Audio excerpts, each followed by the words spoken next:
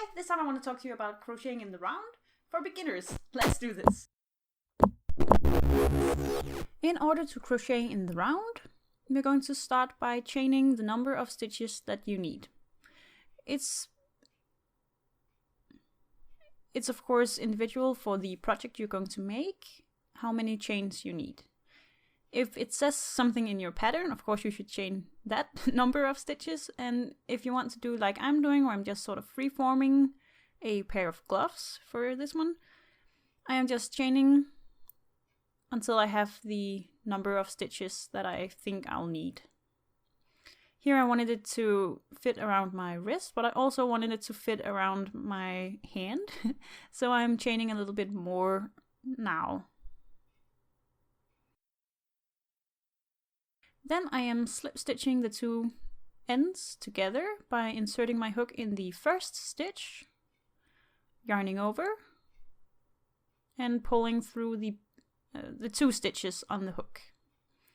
Now to continue, I am going to work half double crochet. You can work whatever stitch you want or need, but for this I'm going to chain 2 or 3, and then I am going to do a half double crochet in each stitch all the way around. Of course, if your pattern calls for single crochet or double crochet or something else, you can do that. It's just important that you only do 1 stitch in each stitch all the way around in order to make this into sides. There are 2 ways you can join when you've done the entire row. This is one of them, where you slip stitch into the first stitch on the row and then chain a number of stitches, and then continue working with your chosen stitch.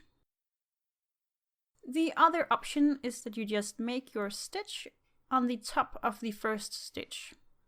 This way you now only have stitches behind you. You don't have a join anywhere, and you can just continue working around and around and around, and you won't get a join or anything like that.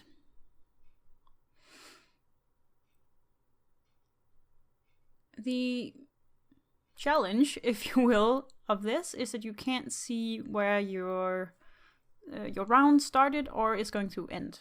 So I use this marker in order to show me where my round starts. Another way of doing this is that you make a piece and then you slip stitch it together in order to make a round. So here I am slip stitching. And now I have a round, so I can chain a couple of stitches and then continue with my half double crochet all the way around.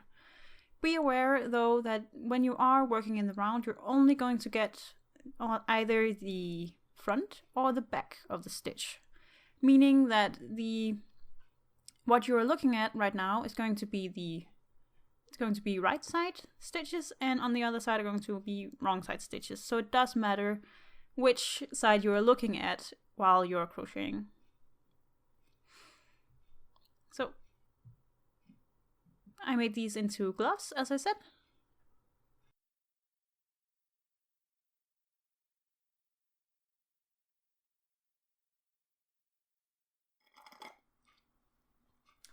Thank you so much for watching, and I hope to see you here again next Friday.